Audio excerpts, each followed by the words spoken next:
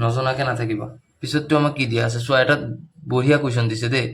দিয়া আছে গহাগু এটা নাম্বাৰৰ গহাগুটো এইটো নাম্বাৰৰ গহাগুটো দিয়া আছে 9 আৰু লহাগুটো আমাক উলিয়াব দিছে আমি কেনেকৈ উলিয়াম তো চাই ল'বা দেই সলিউশন লিখিম ডাইৰেক্ট যে দিয়া আছে গহাও যেনেকৈ দিয়া আছে তেনেকৈ লিখি ল'ম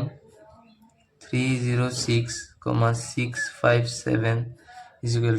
9 আৰু লহাও 306,657 আমাক উলিয়াব দিছে আমি কেনেকৈ কৰিম আমি এটা বস্তু গম পাওঁ যে আগতে আমি সত্যাপনত কৰি আহিছোঁ দেই এইটো সত্যাপনত আমি যে ট্ৰিকটো ইউজ কৰিছিলোঁ যে আমাক যে কৈ দিছিলে লহাগু ইনটু গহাও = সংখ্যা দুটাৰ গুণফল ঠিক আছে এইটো আমি জানো চোৱা লহাগু আৰু লহাগুটো আমাক দিয়া নাই এইটো ব্লেংক থাকিব আৰু আমাক কি দিয়া আছে লহাগুটো লহাগুৰ নিচিনা ৰাখিম আমি